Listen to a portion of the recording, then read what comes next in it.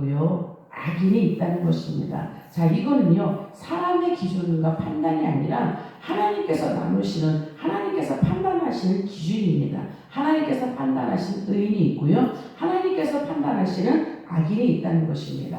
또한 시편 1편에 보면 하나님께서 의인이다 라고 선언하시는 그 사람은요, 복이 있습니다. 또한 하나님께서 판단하시기에 이 사람은 악인이다 라고 하는 사람은 복이 없습니다. 참으로 복이 없는 사람입니다. 자, 오늘 본문에서도 보면 오늘 본문은 잠언입니다. 잠언 4장 18절과 19절의 말씀입니다. 자, 오늘 본문에서도요, 솔로몬도 인생의 두 길을 소개하고 있습니다. 인생의 두 길, 즉 하나는 의인의 길이고요, 또 하나는 악인의 길입니다. 하나님께서는 솔로몬을 통해서 우리가 어느 길을 선택하는지, 그리고 지금 어느 길을 가고 있는지 보여주고 계십니다. 자, 본문은 의인과 악인의 차이를 우리의 능력이나 우리의 삶의 여러 가지 재산이나 우리의 권력이나 이런 걸 가지고 분간하지 않습니다. 이걸 가지고 구분하는 것이 아니라 그들이 어떤 길을 가고 있는가, 지금 현재 어떤 길을 걷고 있는가, 이것을 보고 의인의 길, 악인의 길 이렇게 분별합니다. 자, 그렇다면 저와 여러분은 어떤 길을 가고 있는지 오늘 말씀을 통해서 살펴보고 점검할 수 있기를 원합니다. 자, 먼저 의인의 길이에요. 의인의 길을 살펴보면 의인의 길은요, 점점 밝아지는 길이다 라고 말씀하세요. 자, 18절은요, 의인의 길을 돋는 햇살에 비유합니다. 자, 새벽은 어떻습니까? 새벽 미명이라고 그러잖아요. 새벽에는요, 빛이 희미합니다. 그런데 시간이 지날수록 점점 밝아져요. 그러다가 마침내 정오가 되면 가장 밝은 빛을 발하게 됩니다. 신앙생활도 마찬가지인 거예요. 신앙생활은요, 완전한 사람은 없습니다. 점점 성장해 가는 거예요. 밝은 빛으로 나아가는 것입니다. 아브라함도 보면, 우리가 믿음의 조상이라고 하는 아브라함도 보면요, 믿음의 조상이라는 그 타이틀, 그런 위대한 인물, 그 이름은 얻었지만 처음부터 그가 믿음의 조상이 된 건 아니에요. 우리가 그를 계속 살펴보았습니다. 그도 계속 믿음이 흔들렸습니다. 하나님을 의심했어요. 그래서 어떻게 합니까? 하나님을 의심해서 결과적으로 하나님께서 내가 너에게 독자 아들을 주리라 못 기다렸잖아요. 의심했잖아요. 그래서 어떻게 했습니까? 인간적인 방법으로 이스마엘을 낳았어요. 결국 그것 때문에 이삭도 그렇고 아브라함도 그렇고 사라도 그렇고 하갈도 이스마엘도 서로 여러 가지 갈등과 분쟁을 겪기도 했습니다. 이것이 바로 인간적인 방법이었죠. 자, 그러나 그렇게 했음에도 불구하고 하나님은 끝까지 기다려 주셨습니다. 그리고 때가 되었을 때 아브라함에게 이삭을 주셨잖아요. 그리고 또한 이삭을 낳고 이런 모든 과정을 통해서 이 아브라함이 하나님 앞에 바짝 엎드리는 법을 배우게 하십니다. 즉 순종하는 법을 배우게 하세요. 그리고 결국에는 성경에서 아브라함은 믿음의 조상이다 라고 세움받는 그런 인물이 되게 하셨습니다. 베드로도 그렇습니다. 우리가 신학성에서 보는 베드로도 어때요? 처음서부터 완전하게 사도로서 세움받은 게 아닙니다. 역시 실수했고 실패를 경험했습니다. 그러나 그 실패까지도 하나님은 합력해서 선을 이루게 하셔서 결과적인 거 어떻습니까? 그가 순교하기까지 복음을 전하고요, 예수님의 부활의 증인으로서 그렇게 삶을 살아갈 수 있었다는 거예요. 즉 의인은 무엇인가? 완벽한 사람이 아니라는 거죠. 의인은 완벽하지 않습니다. 그러나 하나님을 향해서 계속 나아가는 사람입니다. 그렇기 때문에 의인의 길은 어떻습니까? 점점점 지금은 힘들어도, 지금 비록 무너졌어도 점점점 하나님께로 가까이 나가고 있다는 거예요. 그러면 점점점 더 어떻게 된다고요? 빛 가운데로 나가고 있다는 거죠. 즉, 저 끝에 광명한 빛이 있습니다. 이 빛은 향하여서 날마다 가고 있다는 거예요. 그래서 의인의 특징이다라고 하면 정지하지 않고 멈추지 않고, 즉 넘어졌다고 해서 이게 정지가 아니라는 거예요. 한 번 무너졌다고 해서 그게 멈춤이 아니라는 거죠. 그 신앙생활과 믿음생활이 그럼 어떻습니까? 비록 한 번 넘어졌어도, 한 번 힘들었어도 계속 나아가고 있다는 거예요. 계속 성장하고 있다는 것입니다. 빛을 향해서 계속 나가고 있다는 거예요. 자, 그러면 여러분도, 저도 여러분도 계속 나가고 있죠. 빛을 향해서 나가고 있죠. 우리 앞에는 광명한 빛이 있습니다. 자, 그러면 여러분이 서 있는 그 위치는 어딜까요? 새벽일까요? 아침일까요? 10시일까요? 11시일까요? 12시일까요? 그쵸? 우리는 이것 다 정할 수는 없습니다. 그러나 중요한 건 뭐예요? 우리 앞에 빛이 있고 점점 빛을 향하여서 나아가고 있다. 이것이 중요한 것입니다. 왜 그러냐면 우리가 의인이라면 하나님께서 의인의 손을 놓지 않으세요. 끝까지 붙들고 가세요. 끝까지 이끌고 가십니다. 그래서 어제보다 오늘이 성장했고요. 오늘보다 내일이 더 성장할 거라는 거예요. 우리가 더 날마다 예수님의 성품을 닮아가고요. 우리 가운데 성령의 열매가 날마다 무르익어 갈 것입니다. 여러분, 열매가 맺혀도 안 익었을 때 먹으면 어떻습니까? 못 먹어요. 뜰거서 못 먹어요. 완전히 익어야 먹을 수 있잖아요. 그러면 우리의 과정은 어느 과정인가? 열매를 맺혔어요.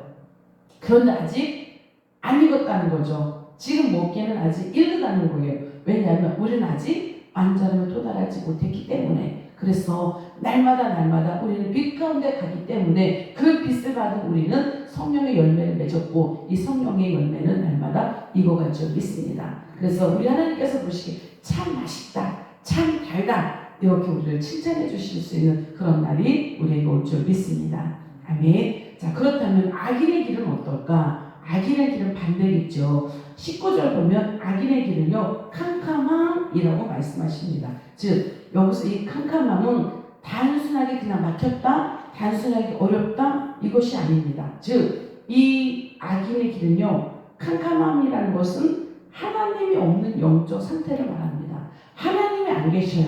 그 심령에는, 그 영에는 하나님이 계시지 않는 어두운 상태를 말합니다. 여러분, 어둠의 특징은 무엇입니까? 우리가 이 성전에도요, 지금 이렇게 불을 밝혔잖아요. 그런데 밤에 깜깜할 때, 불을 켜지 않은 깜깜한 상태에서 들어가면 어떻습니까? 보여요? 안 보여요?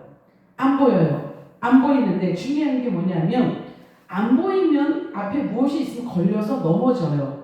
깜깜하면 넘어지잖아요. 그런데 우리가 이런 환한 불빛 가운데에서는 무엇에 걸려지면 내가 이 탁자에 걸려서 넘어졌구나, 또는 내가 이 의자에 걸려서 넘어졌구나, 이걸 알 수가 있어요.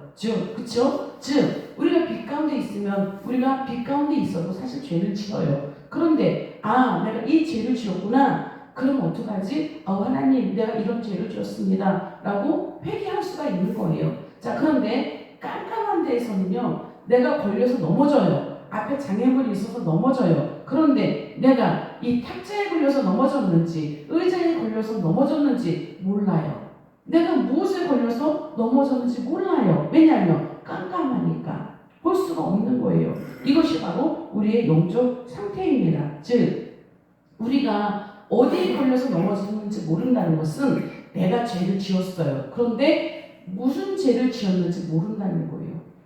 하나님께서 계시고 빛이 내 안에 계시면 이 빛이 조명해 주시기 때문에 양심에 찔림이 있거든요. 그래서 내가 이 죄를 지었구나. 그럼 내가 찔림이 와요. 그럼 마음이 불편해요. 그럼 사과를 하던가 좀 하나님 앞에 고백을 하고 회개를 해요. 그런데 내 안에 빛이 없고 내 안에 하나님께서 계시지 않으면 죄를 지어도 이게 죄인지 몰라요. 마음에 불편함이 없고요. 양심에 찔림이 없습니다. 양심에 가책이 없는 사람을 보고 뭐라 그래요? 우리가 양심에 화인 맞은 사람이다 라고 하잖아요. 마음이 굳어있는 사람이라고 하잖아요. 그래서 죄를 지어도 찔림이 없고 죄를 지어도 가책이 없습니다. 그럼 뭐예요? 회개를 안 해요.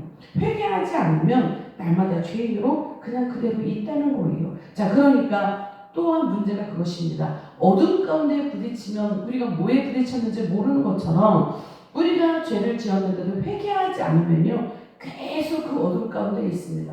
그리고 이것이 죄인지 아닌지 모르기 때문에 똑같은 실수를 계속 반복한다는 거예요. 그러면 여러분 계속 똑같은 실수를 반복하고 계속 죄를 반복해서 짓고 그러면 어떻게 될까요? 그 인생 점점점 깜깜해질 수밖에 없다는 거예요.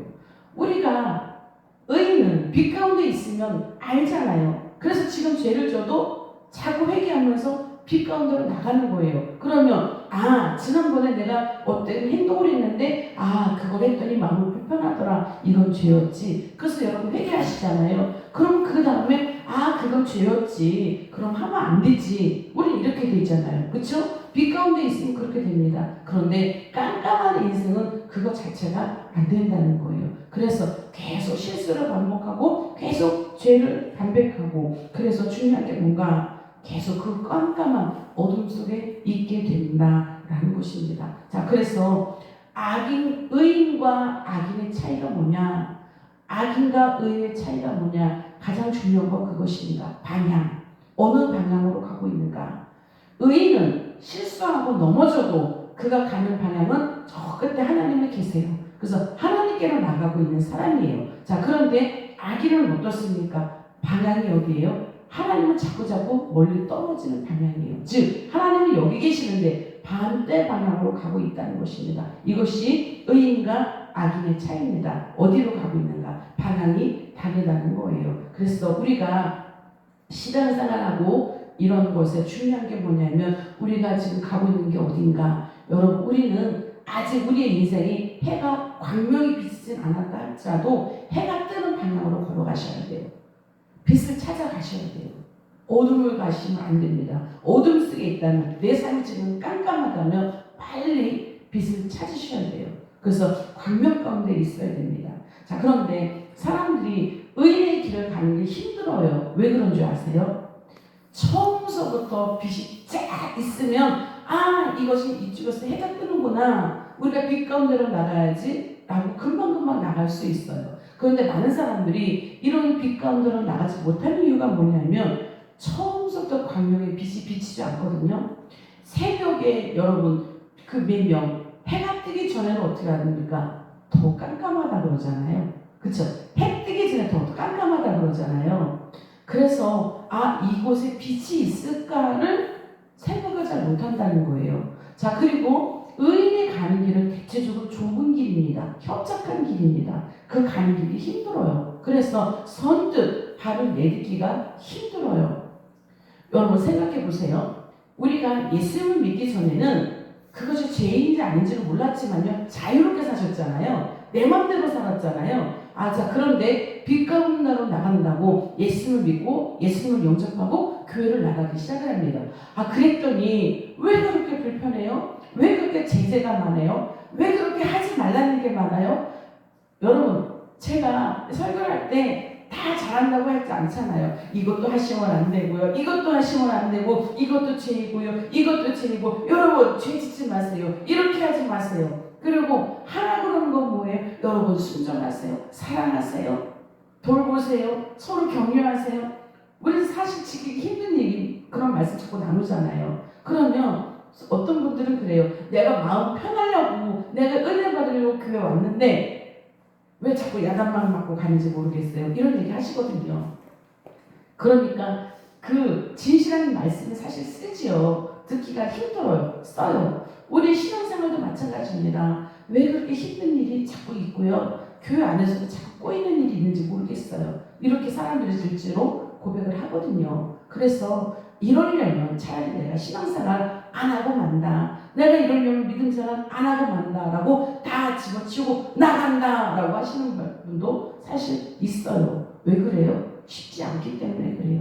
의인으로 가는 길이 쉽지 않기 때문에 그래요. 그래서 의인으로 가는 길은요, 정말 자기를 내려놔야 되고요, 자기를 비워야 되고, 오직 주님을 믿습니다 라고 고백하면서 가야 되는 길이 바로 의인의 길입니다. 그래서 힘이 들어요. 그런데 하나님은 말씀하세요. 힘들지, 어렵지, 그러나 그 끝에는 광명이야.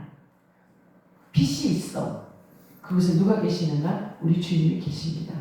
그렇기 때문에 오늘 의인의 길, 힘들고 어렵다 할지라도요, 악인의 길이 아니라 깜깜한 길, 하나님이 안 계시는 그 길이 아니라 하나님이 계시는 그곳, 빛이 있는 그곳, 광명이 기다리고 있는 그곳을 향해서 여러분 완벽하지 않아도 무너져도 다시 일어나서 그 길을 향해서 나아가시길 오늘도 예수님의 이름으로 축원합니다. 아멘. 기도하겠습니다.